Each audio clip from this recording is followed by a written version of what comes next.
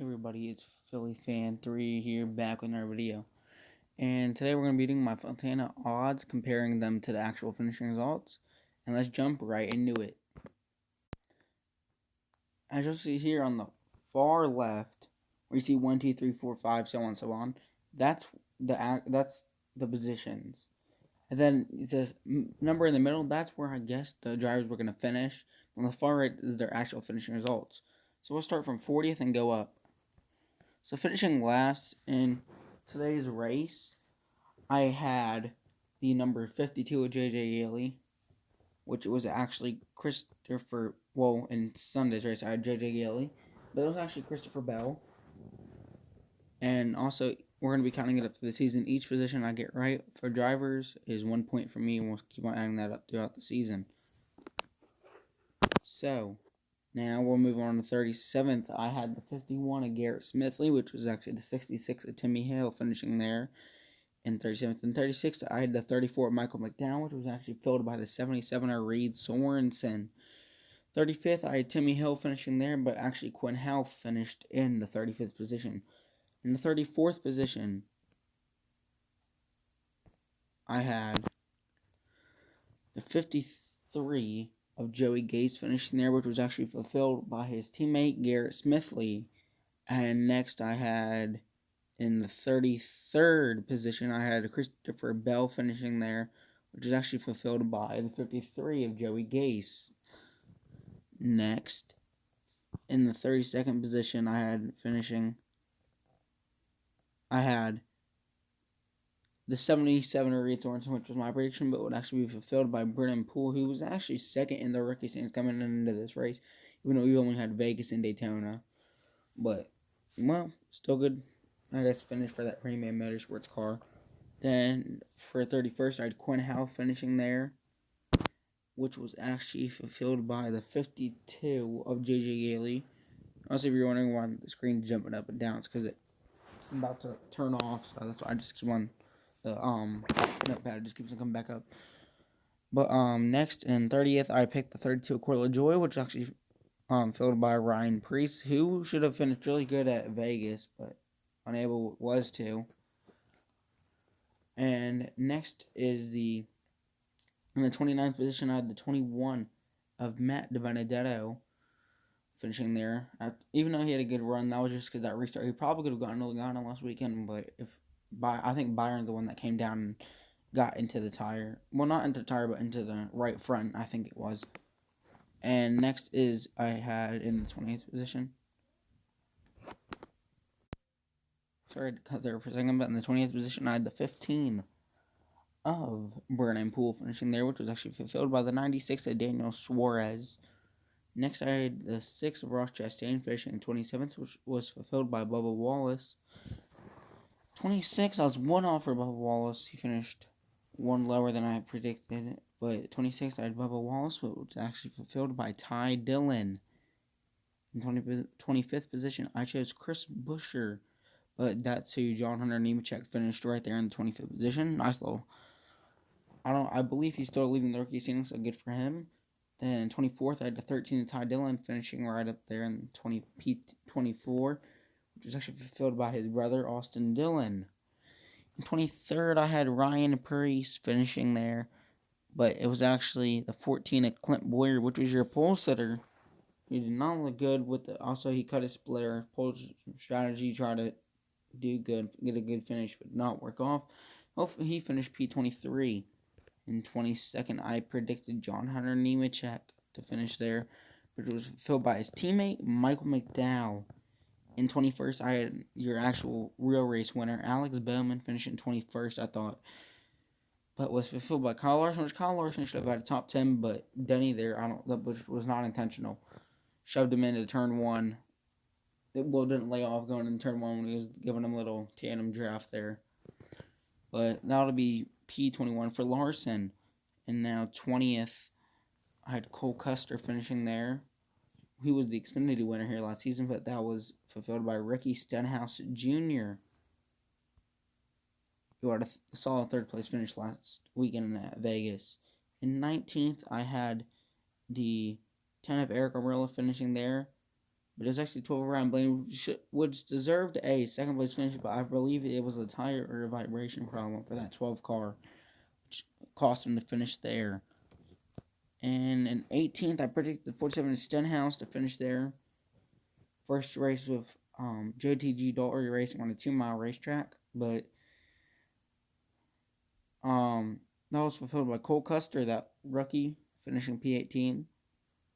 And next in 17th, I had Clint Boyer, but it was actually followed by Ross Chastain, doing really good in this. He should have had a top 20 last weekend, because I don't think he did, because he spun out on that with a couple laps to go last weekend at Vegas.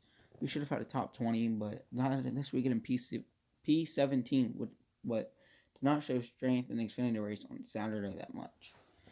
16th, I predicted Daytona 500 champion Denny Hamlin to finish there, but that was fulfilled by new Roush Fenway driver Chris Buescher. For 15th, this is the only one I got right, I'm pretty sure, on this list. I thought William Byron was going to finish there, but he did finish there in that Kobe Bryant tribute scheme. He hit the wall a bit, I think, in the first stage, but it didn't cause too much damage. Next, in 14th, I had the 96 of Daniel Suarez finishing there, but his Toyota teammate Martin Truex Jr. finished in P14. For Truex, he had a pit issue with his one of his pit crew members cramping their hand or whatever.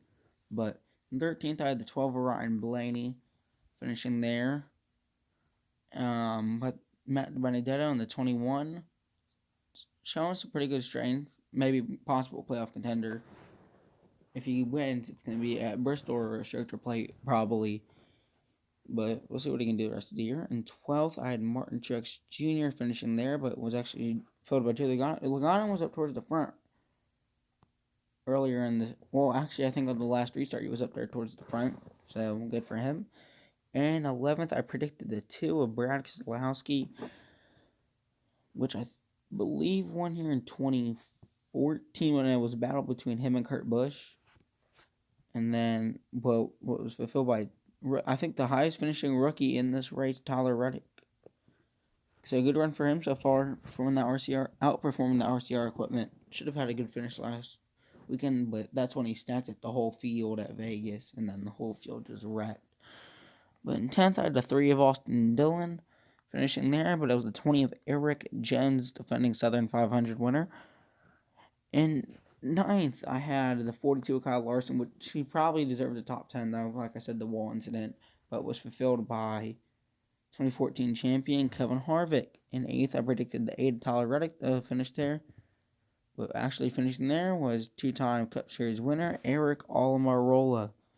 In 7th, I predicted the Kurt Busch to finish in the 7th position, but in his final race at his home track, led some laps early, and on restarts, Jimmy Johnson came home with a P7. Good finish for that Hendrick Chevrolet. In 6th, I predicted the 20 of Eric Jones to come home there, but not come home there. Finished in 10th. Still a good top 10 for that team, but it was fulfilled by his teammate Denny Hamlin. For 5th, I had the 22 of Joey Logano finishing there. That was my prediction, but his teammate Brad Keselowski actually finished there. In 4th, I had the 4 of Kevin Harvick. This is, I guess you could say, this or Sonoma's his home track from Bakersfield, California, but Georgia's Chase Elliott got it done, which should have won the race possibly last weekend if he wouldn't have hit the wall, but that's a different story. But he'll come home P4, good points today for him. In 3rd, I had Jimmy Johnson in his final race coming home 3rd, but it was actually one of the Busch brothers finishing 3rd. In 2nd, I predicted Chase Elliott, but Kyle Busch, who doesn't even have a top 5 car, even though I'm saying that, even though he's my favorite driver, not have a top 5 car, maybe 8th, 9th, or 10th car, but still good for him to come home in 2nd. But in 1st place, I predicted Kyle Busch to go out and win this race after rebounding last year after that issue, pit red penalty, I think it was, and would have won last year, 200th win. But it was actually getting his 2nd career win, Chicagoland, and now here at Fontana is Alex Bowman, which I predicted to finish in the 20s. which I predicted to finish 21st, which I'm really surprised by him. We'll see what he can do this weekend at Phoenix, but props to him and that whole Hendrick team. Everybody's saying Hendrick's back, but we still got to. Even though they performed really good last week, and Bowman probably could have gone 2 in a row if that caution maneuver came out last weekend for Chastain and pitted or whatever, because Paul Wolf for Kozlowski or something, I think. Yeah. With the radio, quote unquote, radio issues, but that'll do it for the video, and probably either Wednesday or Thursday, or probably Friday, I'll be coming out with my Cup Series predictions for this weekend at Phoenix. So look out for that. Make sure to like and subscribe. You don't need to like, but subscribe to the videos, and I'll catch y'all next time. Not be on a 3-week break again and not post. See ya. Have a good night.